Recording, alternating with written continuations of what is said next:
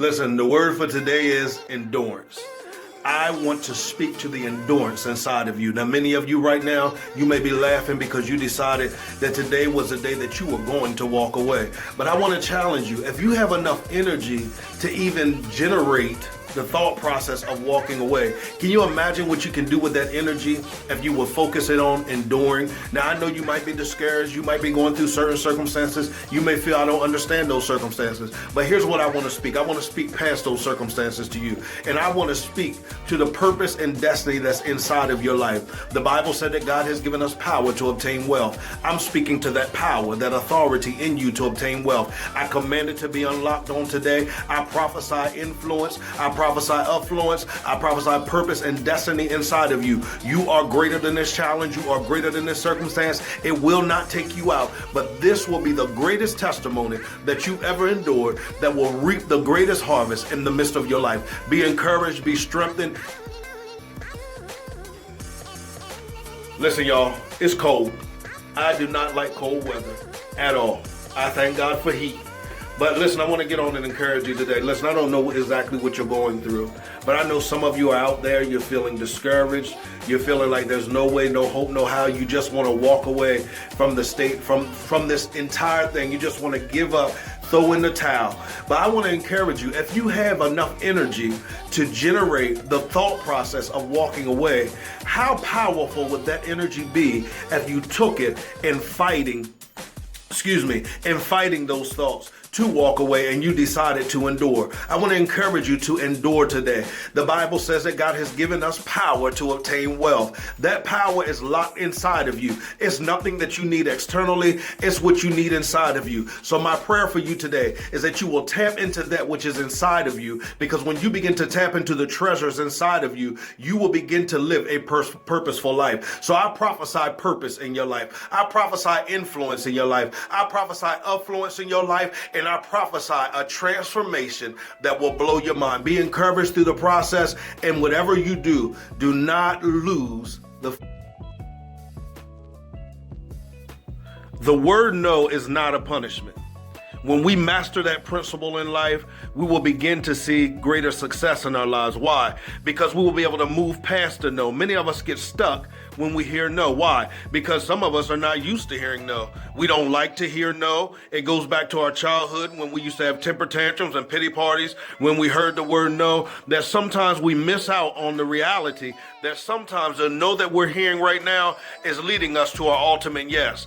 If we can get some fortitude inside of us, we will be able to press past the no and get that one yes that will completely transform our lives. Why? Because that one yes that's past that last no is actually connected to our destiny and purpose. So keep pressing and understand that no you need to hear, because it's going to bring you to that yes. The word no is not a punishment. Sometimes the word no is actually rescuing you. And you might say, rescuing me from what? It's rescuing you from you. Because many times we make decisions that are beneath us or beneath the purpose and design that's in the midst of our lives. So we have to hear a no, because that no could affect our purpose and destiny. So what are you saying today then, Cliff? What I'm saying is, sometimes don't get distracted by the no. Let that no encourage you, motivate you, and push you to continue on and pursue the ultimate yes. But you have to understand the ultimate yes many times is found outside of your comfort zone and outside of what you may be normally accustomed to. So pursue the yes while they're telling you no. Listen, I want to pose a question to you. Each and every one of you, I want you to really think about this. What is your greatest challenge in life? Think about it. What's the thing that makes you want to quit, makes you want to give up, makes you want to walk away, gives you the most headaches, stresses you out the most? What is that thing that you have given so much power that has gained greater power than what God has spoken concerning you, or even greater power than what you once believed about yourself and that you were able to accomplish? What is that thing in your life? For me, it was my eyes. For those who don't know, I went through a lot of different situations with my eyes. Well, that began to limit my sight. But I'm going to tell you this, when my sight got limited, my vision was enlarged. So I want to encourage you through your trial, through your tribulation. Understand that sometimes that thing that you have classified as your greatest challenge is only the key to your greatest breakthrough. Be encouraged. Listen, it is not a bad thing to get off track. Sometimes some of us need to get off track. Number one, to appreciate the track that we were on. And number two, to build our resume. And when I mean resume, I mean build our fortitude. Some of us don't really have strong fortitude in the things that we need to have fortitude in. So listen, you got off track. Doesn't matter. Take the lesson you learned, get back on track, and fight harder than you've ever fought before, press harder than you've ever pressed before, and fulfill the purpose and design that God has for your life. Be encouraged.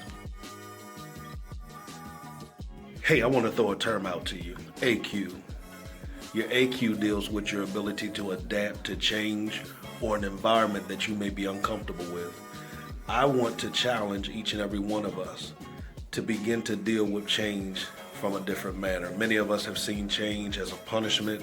We see change as a setback, but I want you to look at change as an opportunity. And you might say opportunity, yes, an opportunity not necessarily to start all over, but an opportunity to write a new chapter, to rewrite some chapters. But with many of us, we need to quit trying to rewrite chapters. We need to close that chapter out, let it end the way that it ended, so that the next chapter can have a greater influence and greater impact on those that are actually reading our story. Because there are people out that are reading your story, and they're not reading it from the mindset that you're reading it from sometimes, because sometimes what we have classified as failure, they have classified as great strength. Be encouraged.